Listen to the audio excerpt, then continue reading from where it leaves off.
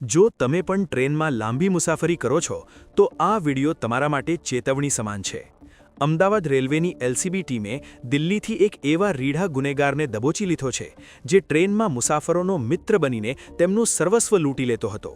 કુખ્યાત અમિત ઠાકુરની ધરપકડ કરવા માટે અમદાવાદ રેલવે એલસીબીની ટીમે દિલ્હીમાં સતત 7 દિવસ સુધી ફુગ્ગા વેચનારા અને ફેરિયાનો વેશ ધારણ કરી ફિલ્મી ઢબે ઓપરેશન પાર પાડ્યું છે। આ નરાધમની મોડસ ઓપરેન્ડી સાંભળીને તમે ચોંકી જશો। તે મુસાફરો સાથે મિત્રતા કેળવી તેમનો વિશ્વાસ જીતીને ખાણીપીણીમાં ઊંઘની ગોળીઓ કે ઝેરી કેફી દવાઓ ભેળવી દેતો હતો। મુસાફર બેભાન થાય એટલે રોકડ, દાગીના અને એટીએમ કાર્ડ લઈને પલાયન થઈ જતો। ગુજરાત, મહારાષ્ટ્ર અને પશ્ચિમ બંગાળ સહિત દેશભરના રાજ્યોમાં તેણે 25થી વધુ ગંભીર ગુનાઓ આચર્યા છે।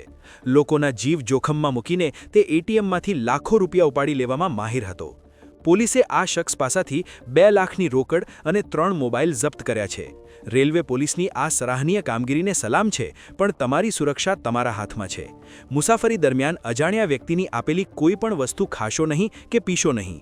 આ વિડીયોને વધુમાં વધુ શેર કરો જેથી તમારા સ્નેહીજનો આવી લૂંટનો શિકાર બનતા બચે।